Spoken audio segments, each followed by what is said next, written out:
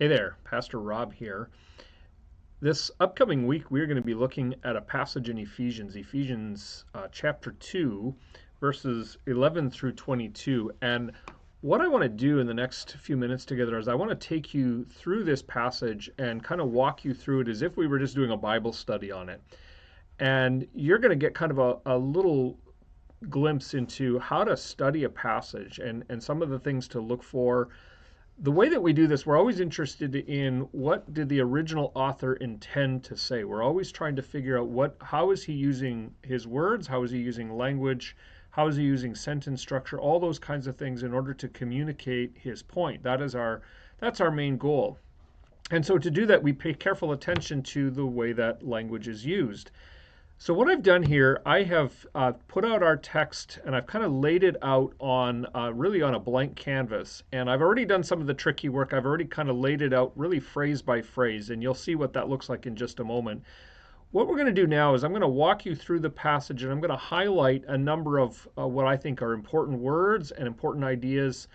And we'll try to make some connections and see if we can figure out some of what this text is all about. Now, keep in mind at this stage of the study, we're still kind of light on the application. We're not quite at that phase yet. This is really just digging into the text itself, and we're trying to understand that. And where we would go from here is we would try to look at how does this text lead us to the gospel? How does it lead us to the finished work of Jesus Christ? And then what does that look like if we lived it out in our own life today? So that's kind of where we would go next. But for now, our focus is really just on how do we understand the text. So let's get started. I'm going to take you over to this text.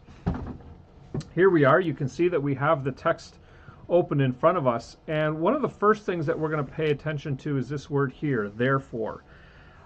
You've heard me say it before, but anytime you see the word therefore, you have to stop and ask, what is it there for? Right, therefore is a connecting word. It links one previous section to another section. And in this case, we were just in Ephesians chapter 2. And you might remember from Ephesians chapter 2 that Paul has really outlined the gospel. He's talked about where we once were before we come to know Christ, what Jesus has done for us, and now who we are new because of Jesus. Now, one of the details in that first paragraph or two, one of the parts of Ephesians chapter 2 verses 1 through 10 is that Paul is addressing and he's speaking to both Jew and Gentile. So he's talking, what today we might say, he's talking to religious and secular people, and he's saying that both of them find hope for salvation in Jesus Christ. That's a theme he hasn't really fleshed out a whole lot yet, but he's kind of laid the groundwork there in chapter 2. And so now when he says therefore, he's going to say, okay, because the gospel is true, because Jew and Gentile find their hope in Jesus Christ, let's unpack that a little bit more. So that's the first thing that we need to, that we're going to just pay attention to. Now, the next thing that we're going to look at, Paul gives a command. He gives an instruction. He says, remember, and he actually repeats that again. Now, the interesting thing is in between here, he's actually speaking to the Gentiles. He's speaking to people who don't have much of a faith background, or at least people who are who were not raised in the Jewish tradition, not in the monotheistic religion of Judaism. And now he says, so he's speaking to those Gentiles in the flesh. That's a way of referring to the Gentiles, called the uncircumcision. That's what Jews would have called Gentiles, uncircumcised, which is sort of I suppose, a pretty graphic way of referring to someone, but there it is. So called Gentiles, called the uncircumcision by what is called the circumcision. In other words, Jews he's speaking to Gentiles and he's saying, we know that the Jewish people call you, uncircumcised people. And then he's addressing them here. And then he comes back here, it's like he repeats it. So Paul is notorious for these long kind of modified sentences. So he's saying, remember you Gentiles, remember that at one time you were separated from Christ. Now, so we see remember and remember. And then you'll notice that what Paul does is he lists a whole bunch of things that he wants the Gentiles to remember about who they are. So he calls them separated from Christ, alienated, strangers, having no hope, without God in the world. So he piles on these descriptors to try to describe what does it mean for a person to be separated from God. And he talks about it in sort of a national language, a Commonwealth of Israel. It essentially is a way of saying you're not part of this ethnic community. You're not part of this nation of Israel. You're strangers to the covenants of promise. Now that's getting a little more theological. That's saying you are outsiders to the promises that God had made to bless a people in order that they might be a blessing. Now he's getting almost more personal. He says you have no hope and you're without God, and those two things in Paul's mind would go together because God is the God of hope. So if you're not in relationship with God, you have no hope in this world. So he's really saying you are people who are alienated from God. You're living with a future that is uncertain and ultimately focused on despair. You have no claim to these promises of God's favor and his blessing to you. And he's speaking all of that to the Gentiles. And so that's Paul's way of saying, listen, this is who you once were. Now, the word but now is actually a really critical word. Just like the word therefore is an important word, the word but now, or the phrase but now, is also a critical word, because if this here all designates what once was, then now Paul is going to transition and he's going to say, you once were far off. It's like Paul's one time, he's coming back and he's repeating that idea. He's saying, once you were far off, you've been brought near. I chuckle a little bit because it makes me think of that old gag on Sesame Street where Grover would stand in front of the camera and then he'd stand up close and he'd say near, and then he'd like walk a little ways back and he'd say far, and then he'd go back and forth, near and far. That's sort of what Paul is describing here. He's saying, you Gentiles, you were once far off, you're separated, you're alienated, you're strangers, you have no hope, you're without God. You've been brought near by the blood of Christ. Now, this section here really functions as a summary of everything Paul is saying. That's the summary point. Essentially what Paul is saying is that near-far thing. You were once far off, now you're near. But he hasn't really explained yet how that's happened. He's touched on it, remember, back in chapter 2, but he hasn't really said anything more about how that takes place. Well, that brings us then to another really critical word, the word for. So therefore, remember this, but now, why? Well, for this reason. He himself is our peace. Now, we're going to scroll up just a little bit. But now, for he himself is our peace. So now in Christ Jesus, you were once far off, you've been brought near. For he himself is our peace. And I want to show you there's really two things here. You'll notice that what Paul is saying, he is our peace, and then a little later, not only is he our peace, but he came and preached peace. So one of the things that we have to understand is this word, this word peace, which is kind of referenced throughout the word here and here. You'll see it a couple more times as well. Biblically speaking, the word peace it means something a little different than we might understand it to mean in our own context. In a North American Western context, peace either has to do with the ending of hostilities in a war. That actually gets closer to this meaning of peace here. But a lot of times we talk about peace to mean a feeling of tranquility or a feeling of calm. It's like you sit by a nice lake on a summer morning or something like that, and you say, this is very peaceful. That's not what it means in this context. In this case, it means it's the idea of reconciliation. It's the idea of bringing together two factions that were once at war. So it's closer to the idea that I mentioned a minute or two ago, where I said when one of the ways we use peace is we talk about a peace treaty or peace accords, where two people who are having hostilities are now reconciled to one another. That's what this means. So what Paul is getting at here is Jesus is our peace. Now it's important that you notice that Paul doesn't just say he makes peace, but actually he is our peace. Now how does he do that? Well, Paul actually tells us that here. He says he himself is our peace, who has made us both one. both being Jew and Gentile, and has broken down in the flesh the dividing wall of hostility. So there again, you get that idea that peace is about hostilities that are being broken down. How does he do it? By abolishing the law of commandments expressed in ordinances.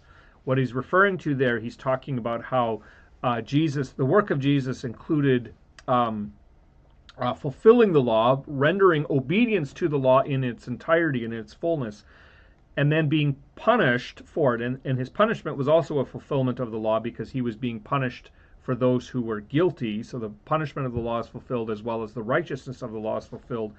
And in doing that, he tears down the wall of hostility. Now, the wall of hostility that Paul is referring to here comes back to the Jew and Gentile idea.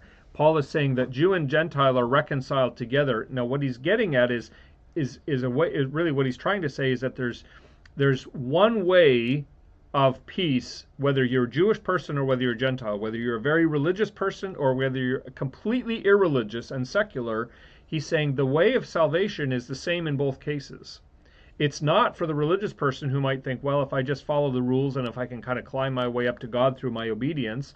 And it's not if you're a secular person where you'd say, well, I just need to sort of be true to myself, or I need to follow, my own rules or do what I feel is best. Paul says the way for peace is both through Christ. And if the way to God, the way of peace, is found for both Jew and Gentile in Christ, then what Paul is saying is we are all on level ground here. We're all in the same place. We all have the same need, and the remedy is the same for all of us. And so there's nothing that separates Jew from Gentile any longer, because it's in Christ that Jew and Gentile are both reconciled. So what Paul is getting at is one of the effects of salvation, one of the sort of the results of salvation, is this, that he might create in himself one new man. So it's really interesting, because you and I, we tend to think about salvation purely in terms of individual, it's sort of an individual idea. In other words, salvation is about me and Jesus, and I believe in Jesus, and therefore I'm reconciled to God. And there's a sense in which that's true. I don't want to entirely dismiss that idea, but I think Paul would say, but you've got to think a little bigger than that, because what God has also accomplished is he's created one new man. And that one new man is made up of Jew and Gentile. God's chosen people, Jew and Gentile, are brought together in one. God's created this one new man in place of the two, so making peace, and then reconciling us both to God. So here again is that idea. Both have been made one.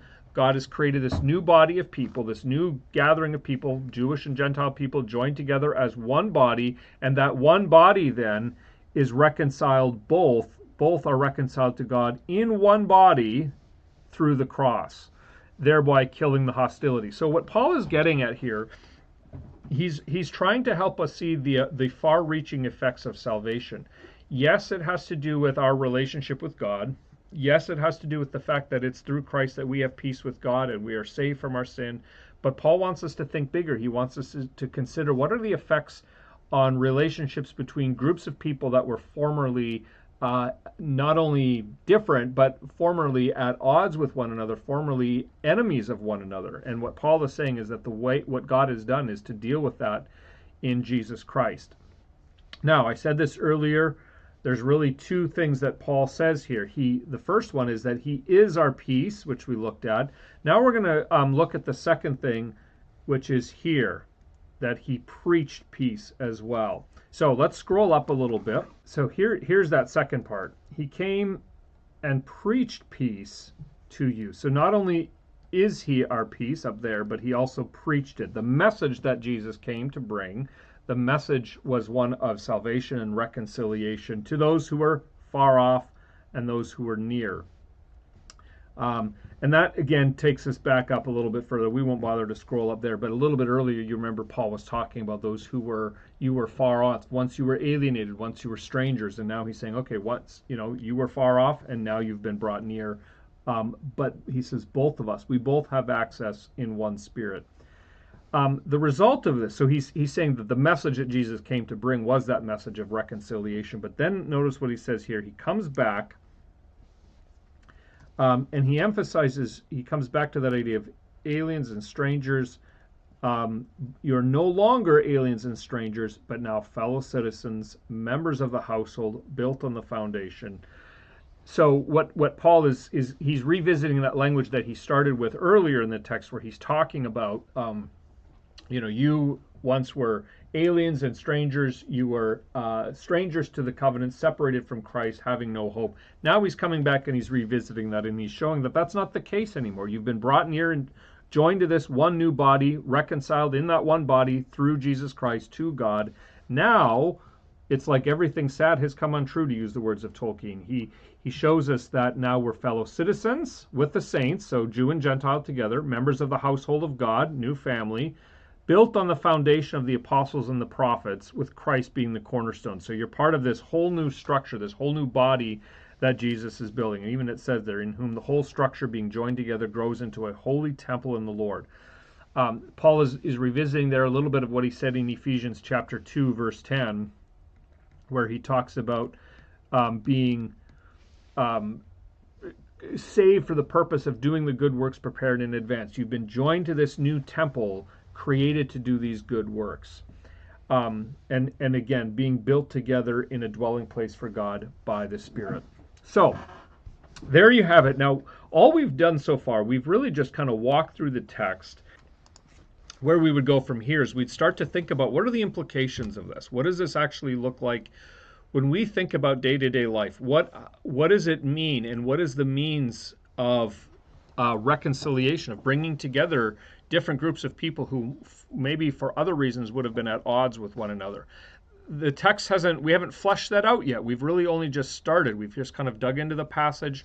We've tried to understand some of the words and some of the ways that the language kind of flows together.